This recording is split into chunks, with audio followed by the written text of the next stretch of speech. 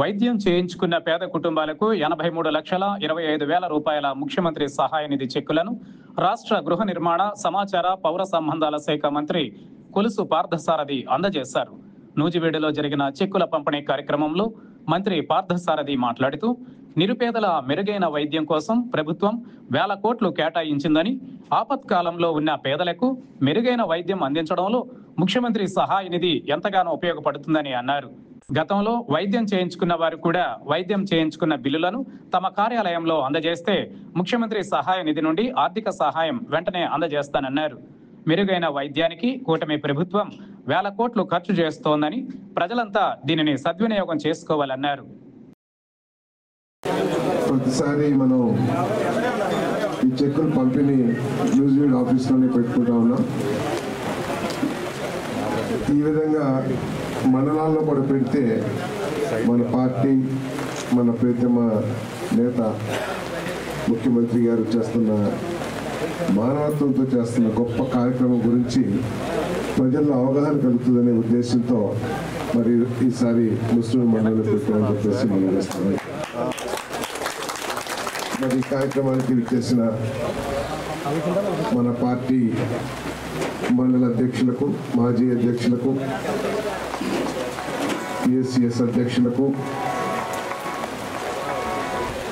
నేను పార్టీ ఆలోచనగా మన కార్యకర్తలకు ఉన్న మాట మరి వాటిని అధిగమించి ముఖ్యమంత్రి గారి సహకారంతో, మరి మన ప్రీతం ఉప ముఖ్యమంత్రి పవన్ కళ్యాణ్ గారి సహకారంతో, లోకేష్ గారి సహకారంతో అభివృద్ధి కార్యక్రమాలు చేస్తున్నామని చెప్పేసి అందరికీ శ్రేణిగా మనం చేస్తున్నాం. మరి ప్రకాశం బ్యారేజ్ కిందకి సముద్రంలోకి వృధాగా నీళ్లు పోతున్నాయి, మరి నీళ్లు వదలటం కూడా జరిగిందని చెప్పేసి మీకు మనం చేస్తాను. కొంత మరి అభివృద్ధి కూడా రోడ్లు చాలా వరకు వేసాం.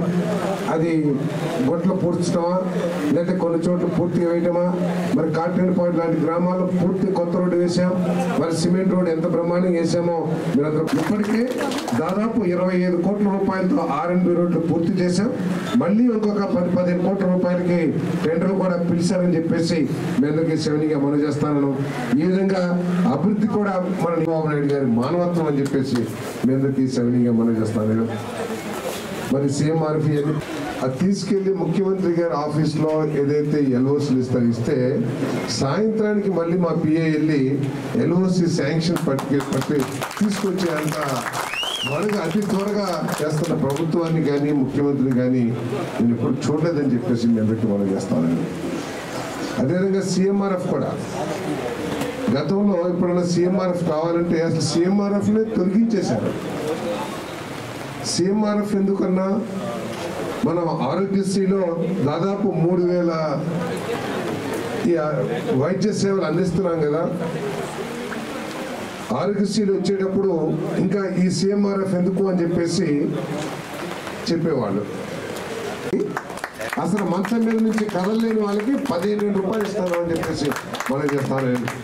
ఒకప్పుడు మంచం మీద ఉన్న పేషెంట్ని చూడలేక వాళ్ళు పడుతున్న ఇబ్బందులకి వైద్యం చేయించలేక చాలా మంది బయటికి వెళ్ళకపోయినా కూడా దేవుడు ఇప్పుడు తీసుకెళ్తాడా అని చెప్పేసి బాధపడే పరిస్థితి కూడా మనం చూసాం. కానీ ఈరోజు 15,000 రూపాయలు పొందుతున్న ఆ కుటుంబం ఏదో ఒక విధంగా కాపాడుకోవాలి నా బిడ్డని, ఏదో ఒక విధంగా వైద్యం చేయించుకుని 15,000 రూపాయలు నెలకి మనకి భారంగా లేడు. మనం కొంత దృష్టి పెడితే, కొంత వాడి కోసం సేవ చేస్తే మన కుటుంబాలకి మనం డబ్బులు వేసాం. కానీ అవి కొంతమందికి రావట్లేదు అంటారు. దానికి కారణం ఏమిటంటే మనం డబ్బులు కంపెనీకి వేస్తున్నాం కాబట్టి వాళ్ళు మీ ఖాతాలకి చేర్చడంలో ఆలస్యం కానివ్వండి, లేదు మీ ఆధార్ కార్డు ఏదైతే ఉందో ఆ ఆధార్ కార్డు NPC చేయకపోవడం కానివ్వండి. ఎందుకంటే కొంతమంది గ్యాస్ సిలిండర్ దాదాపు 30 సంవత్సరాల నుంచి ఉంటాయి, అవన్నీ కూడా ఆధార్తో లింక్ చేసుకోకపోవడం కానివ్వండి.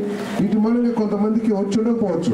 కానీ ప్రభుత్వం తరపు నుంచి మొత్తం డబ్బులన్నీ కూడా మరి ఎంతమంది అయితే సిలిండర్లు తీసుకుంటారో అంతమందికి ఇచ్చిన ఘనత ఈ ప్రభుత్వం అని చెప్పేసి మనం చేస్తాను. మరి ఈసారి అందరికి వచ్చి ఈ కార్యక్రమాన్ని దిగ్విజయం చేసినందుకు మీ అందరికీ ధన్యవాదాలు తెలియజేస్తూ సెలవు తీసుకున్నాను.